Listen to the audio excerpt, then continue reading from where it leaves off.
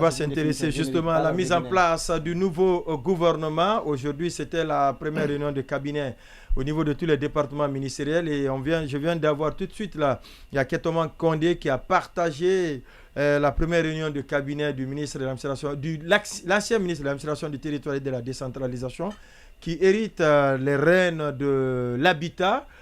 Mori Kondé, je formule des prières que cela se pérennise, que tous les lundis, qu'on essaie vraiment de voir la publication de la tenue des réunions de cabinet, parce qu'à l'administration du territoire, on m'a appris que ces rendez-vous n'étaient pas tout le temps au rendez-vous. Oui, Boubacar Sansobari, les nouveaux ministres sont installés, les défis sont énormes. Hein? Oui, tout est prioritaire. Tout est priorité, surtout quand, encore une fois, on a eu suffisamment le temps d'écouter le Premier ministre depuis qu'il a été nommé.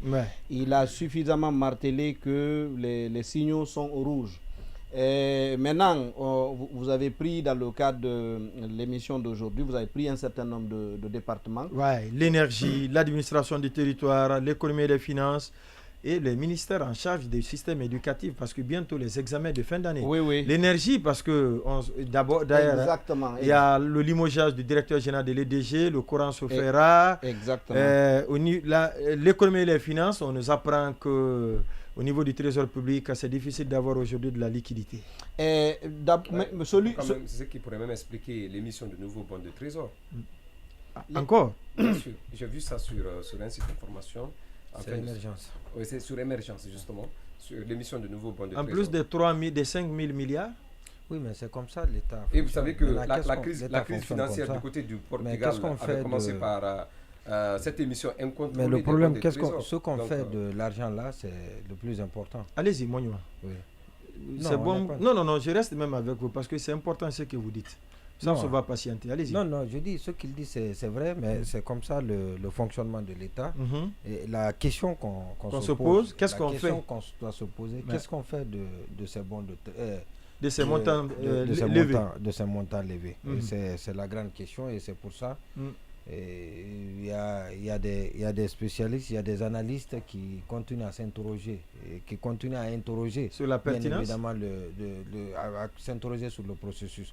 Non, la pertinence, je dis, c'est comme ça que l'État, les gaps, le budget, le gap dans le budget, il est financé par les obligations. Gardez bien le micro, oui. Voilà, il est financé par les obligations et les bons de trésor, surtout qu'on n'a pas de financement extérieur depuis que la transition a commencé. Maintenant, alors, justement, il faut réduire ses ambitions à ces ressources. Adapter les ambitions. Voilà. Et ça, c'est important, mais je n'ai pas l'impression que c'est ce qui était en train d'être fait. Parce que Lansana Kouyaté, quand il était Premier ministre, il disait que l'ambition dont on n'a pas les moyens est un crime. Voilà. Et je n'ai pas l'impression que c'est ce qu'on a fait dans le pays. Et peut-être il commence à comprendre. Et parce qu'aujourd'hui, il y a beaucoup de projets. Il y a beaucoup de projets qui souffrent de manque de financement. Il n'y en a pas et tout le monde le sait. Et justement, c'est pour ça, aujourd'hui, à cause des intentions, à cause des menaces inflationnistes, il y a la Banque centrale qui a maintenu son taux directeur à 11%, l'a baissé à 11%. Donc il y a des efforts qui sont en train d'être faits, mais malheureusement le problème économique il est là. Et donc justement ça va être le grand défi pour le pool économique. Donc il y a un nouveau ministre des Finances qui est arrivé, une grosse surprise de voir que Moussa Cissé n'a pas été reconduit. Quand on a vu tous les autres, une quinzaine de ministres reconduits sans Moussa, l'un des meilleurs de cette équipe. C'est en tout cas le pouvoir, on le dit que c'est le pouvoir discrétionnaire, on ne sait pas pourquoi il n'a pas été reconnu. En tout cas, on ne peut pas mettre en avant la compétence, pas du tout, pour invoquer la non-reconduction de Moussa. Maintenant, il y a Mourana qui est un homme de Serail. Il était au Trésor. Donc il prend les commandes des finances.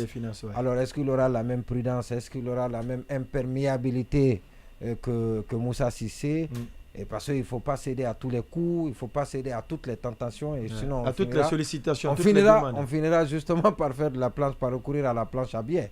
Et donc c'est justement ce qu'il doit comprendre. Il y a le ministre du budget qui était un ancien travailleur. On l'a eu dans cette émission. C'est pourquoi ceux qui disent que quand des cadres qui sont à l'international, dès qu'ils sont nommés, courent. pour rentrer. Donc dire que non, il était à tel poste là-bas bien placé, il a tout abandonné pour venir, mais les gens font les pieds et les mains pour rentrer dans leur pays, occuper des postes. Et surtout que la plupart des candidats qui sont nommés à l'international, ce n'est pas des gens de qualité. C'est des notoriétés sur fait. Exactement. Non, il faut que cela soit dit et entendu. C'est important que souvent avec la diaspora, on nous vend cela pour dire non, j'étais payé à tel montant, il y a ci, il y a ça. Non, mais ça c'est des discours. Mais lui, fasciné par exemple, il a un très bon background. Il a un bon parcours. Il sera jugé bientôt. Oui, voilà, effectivement, on l'attend au pied du mur. Voilà, sinon, il est au FMI, il n'est pas un complément d'effectif. Il a des postes de responsabilité. Un très grand cadre au FMI. Ouais. Et d'ailleurs, on l'a célébré ici parce que c'était l'un des Guinéens l'un des Africains. Ouais. Voilà, qui a occupé un poste aussi important au niveau de cette institution monétaire. Voilà, donc ça c'est important. Alors il revient, est-ce que la connaissance de FMI et la connaissance de l'administration guinéenne qu'il a quitté depuis très longtemps parce qu'il a travaillé à la Banque centrale. Ouais. Alors prions Dieu qu'il s'adapte très rapidement au rythme et au fonctionnement de l'administration guinéenne. Maintenant c'est à la coopération. Lui, c'est M. Nabé qui était à la primature. Plan et coopération. Plan et coopération, je ne sais pas pour quelle qualité. Lui, il a été nommé. On pense que depuis le temps de Alpha, depuis le temps de Alpha, il faisait d'énormes sacrifices pour être au ministère du budget. Je pense que c'est cette fois-ci que il a un master acquis en Malaisie. Il était là-bas à la primature. Mais ses qualités qui lui permettent de prendre les destinées du plan, et ça les gens ne le savent pas, ne savent pas beaucoup ça de lui. Et donc on se pose comment il est arrivé là. Et qu'est-ce qu'il va faire? Est-ce qu'il va faire le miracle? Est-ce qu'il va, comment on appelle ça? Est-ce que les gens il va démentir ceux qui pensent qu'il ne pourra pas faire grand-chose? Parce que ce département, il est très très important, le département plan et coopération. Maintenant, l'autre chose, c'est les mines. Je termine par les mines. Par les mines. Alors, le meilleur choix de tout ça, c'est au ministère des Mines. De l'attelage gouvernemental. Oui, le meilleur. Je n'ai pas dit que les autres ne sont pas des bons choix. Je dis le meilleur choix. Pour vous. Le choix de Bounasila. Le meilleur choix, c'est Bounasila. D'abord, celui qui était là-bas était catastrophique. Pour les observateurs. Pour les observateurs. Pour les observateurs. Parce que c'est bon de savoir que vous parlez au nom des observateurs. Pour les observateurs lucides. Voilà. Donc, ils donnent de la suite à leur logique. Maintenant, pour ces observateurs-là, je dis Bounasila, son arrivée là-bas pourrait être une grande aubaine pour le service. Parce que le service a été massacré par quelqu'un qui était là. Et j'ai écouté son discours, je me suis déplacé personnellement parce que j'ai pitié de ce service-là qui était en train de péricliter, très sincèrement. Comme l'a dit aussi quand vous échangez avec les acteurs, tout le monde était d'accord, unanime. C'est Kairaba Kaba, il dit que la justice va désormais quitter la rue, quitter les médias, quitter les réseaux sociaux pour aller dans les salles de justice. Voilà. Ah ouais. Alors, lui ça c'était bien dit. Bouna, il est arrivé, c'est l'un des rares. Oui, mais est-ce que le destinataire va le comprendre? Oui, c'est une pique à l'encontre de qui? Il le comprendra. À l'endroit de celui qui certainement publiait les actes dans les réseaux sociaux. C'est Charles allez-y. Donc, il est arrivé, c'est quelqu'un depuis il est aux côtés de Djiba. Et vous avez vu que le projet, il a mis de l'ordre un peu dans la gestion du projet Simandou.